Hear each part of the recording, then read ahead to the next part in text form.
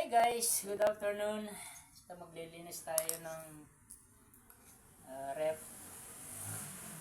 Nabaha ito nung nung bagyong Karina.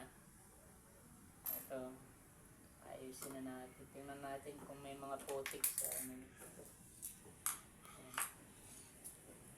Labas natin. Hirap talaga guys pagka nalubog to. Kailangan malinis siya ang loob niya kasi may mga putik-putik din.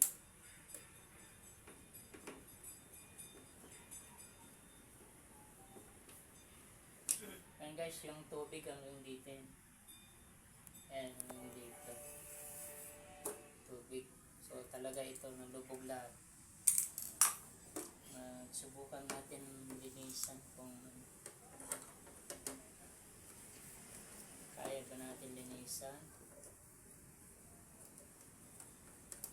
Tsatsagain ko na lang.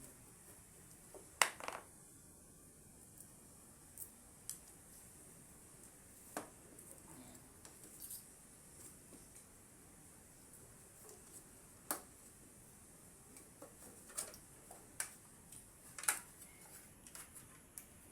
Ito yung panel niya guys. So malinis pala guys. Kaya ng ito, tutuyo na. Kasi dapat ito lilinisan to kung may mga putik. Pero since wala naman, tuyo naman. Oh, basa pa. So kailangan i-blower to guys. Basa pa siya oh. Ayan oh. Ayan guys, so kailangan siya, may blower talaga siya.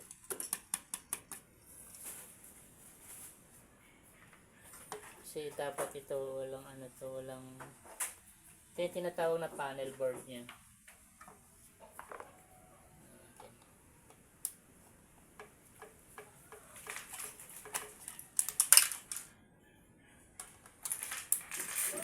Hindi pwede ito guys na sabihin nila patagalin ng 3 araw. Kailangan linisan pa rin siya.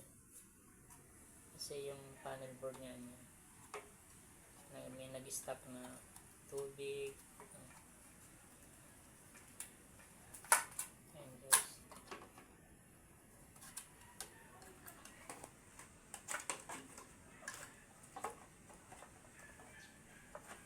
So yan guys, wala naman siyang putik, no? Ayan o. Pero basa pa talaga siya. So kailangan talaga matuyo siya para hindi siya grounded. Pag basa kasi ito parang nangingitim na siya. Sayang naman kung nasira. Sana wala magiging problema. Ito yung panel board. Ito yung motor niya. Alam ko naman ito silyado. Pati ito kailangan linisin din. May blower din. Ito yung kasi. Nangiram. So yan guys, no, medyo basa pa. May tubig pa. Ayan o. Yung mga tubig po. Oh, tubig pa talaga. Basa talaga siya. So kailangan guys, malinis to. Para mamaya magamit. Tuyo na yung foam, oh. May kunting tubig pa yung foam, oh. Basa talaga siya. Hindi kaya matunaw sa blower.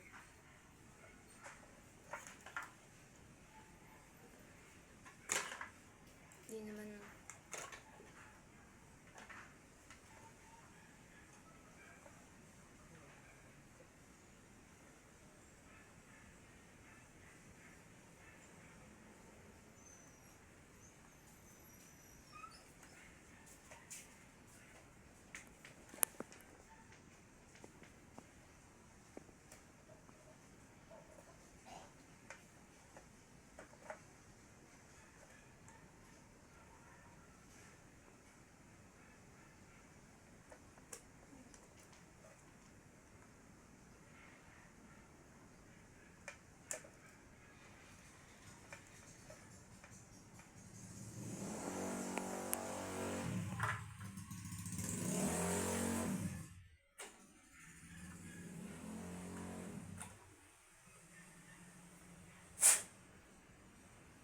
talaga siya. Guys. So yun guys, nanghiram lang yung aking anak ng blower. Wala na yung blower ko.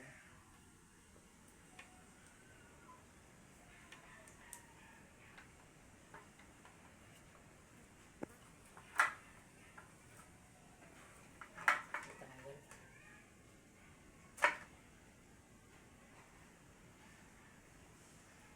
Di naman basa yung ano. Sa yung pinagpanggal mo. Isa. Ano naman basa mo?